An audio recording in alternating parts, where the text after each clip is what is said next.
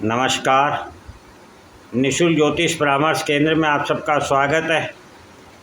जैसे कि कल हमारी चर्चा धर्म त्रिकोण पर हुई थी और हमने पहला, पांचवा और नवा भाव जो कि धर्म त्रिकोण होता है उसको विस्तार से समझा और ये जाना कि ये हमारे वंश को किस प्रकार से दिखाता है और हमारे वंश का जो धर्म है, जो संस्कार है, जो हमें अपने लग्न के दूसरे भाव से प्राप्त होता है, इसके बारे में अध्ययन किया। आज हम अर्थ त्रिकोण को समझने का प्रयत्न करते हैं। अर्थ त्रिकोण हमारी कुंडली में दूसरा भाव, छठा भाव और 10वां भाव होता है, जो कि अर्थ त्रिकोण कहलाता है।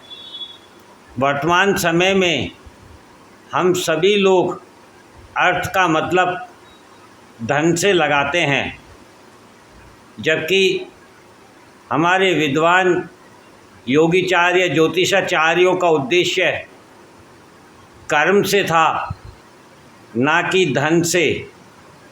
उनका मानना था कि मानव अपने जीवन में जैसा कर्म करता है उसे वैसा ही फल प्राप्त होता है।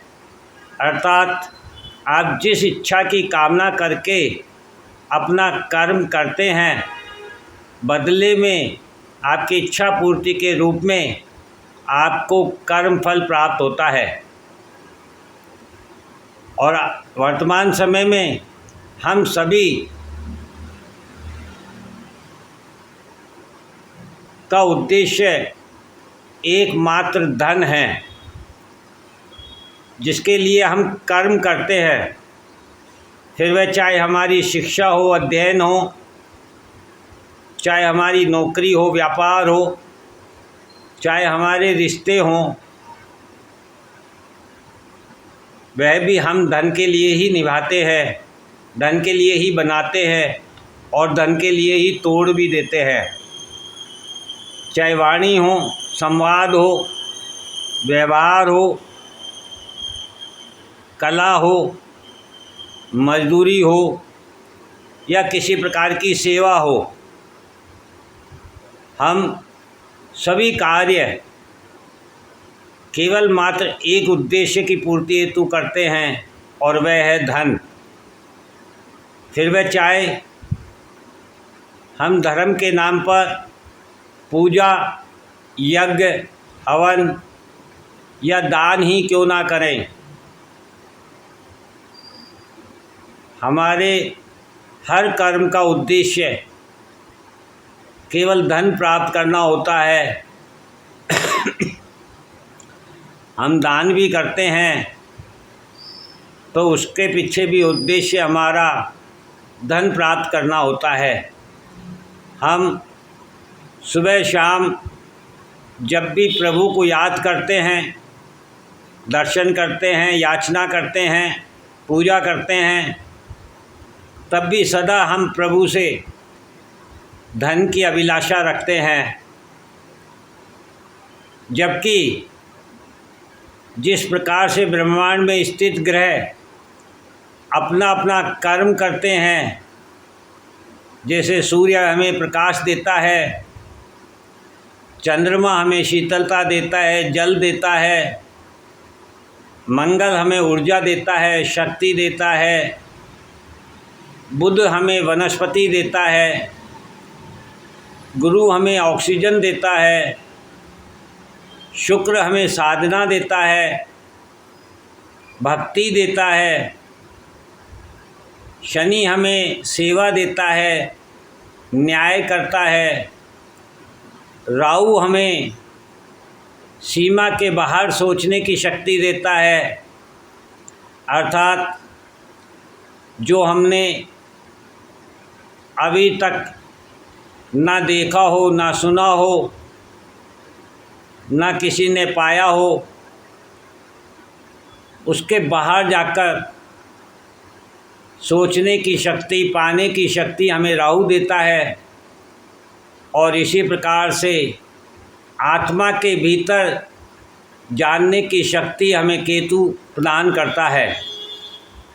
तो ब्रह्मांड में स्थित सभी ग्रह जब अपना अपना कर्म कर रहे हैं तो वे कहीं भी हमें से किसी भी प्रकार के धन की अभिलाषा नहीं रखते हैं।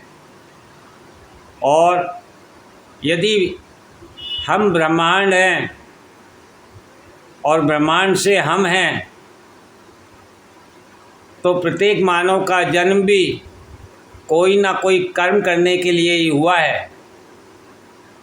जैसा कि आप इस कुंडली में देख रहे हैं, पहला, पांचवा और नौवां भाव यदि धर्म का है तो दूसरा, छठा और 10वां भाव अर्थ का है।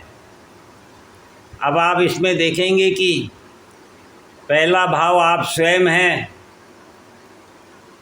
तो आपका दूसरा भाव आपका कुटुंब, आपका अर्थ, आपका धन होता है। और ये आपके पूर्वजों के भाव से अर्थात आपके नवम भाव से छठा भाव होता है।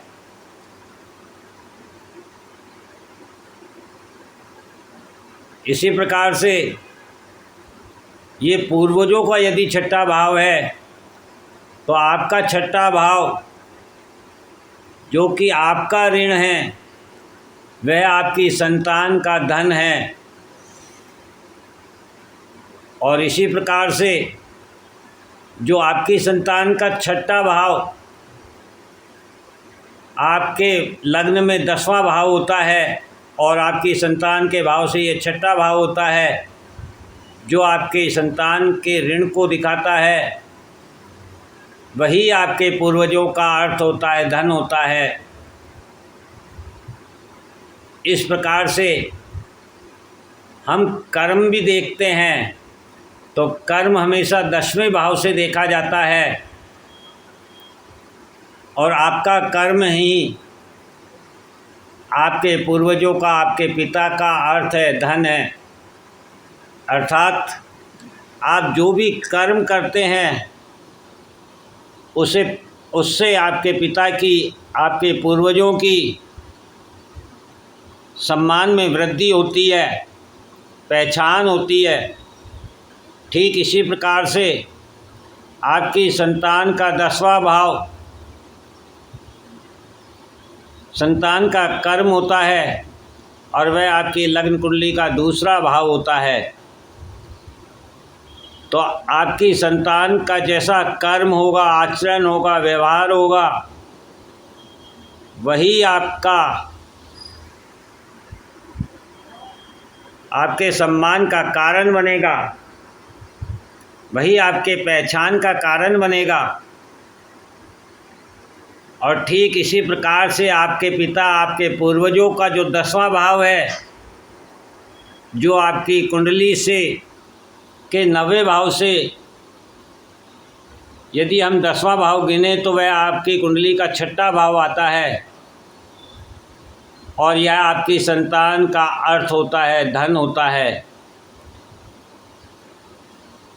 तो कहने का मतलब है हमारा जो भी कर्म होता है अपने इस जीवन में वही हमारे वंशज का सम्मान और वंश की पहचान बनता है। तो इसमें कहीं भी अर्थ का, धन से कोई संबंध नहीं है। किंतु हम वर्तमान समय में सभी अर्थ का अभिप्राय केवल मात्र धन से लगाते हैं और धन के बारे में जानना चाहते हैं। इससे स्पष्ट है कि आपके पूर्वजों के द्वारा किया गया कर्म ही आपकी संतान का कुटुंब बनेगा और आपकी संतान के द्वारा किया गया कर्म आपका कुटुंब बनेगा एवं आपके स्वयं के द्वारा किया गया कर्म पुनः आपके पूर्वजों को कुटुंब के रूप में प्राप्त होगा। इसी को कर्मफल कहते हैं।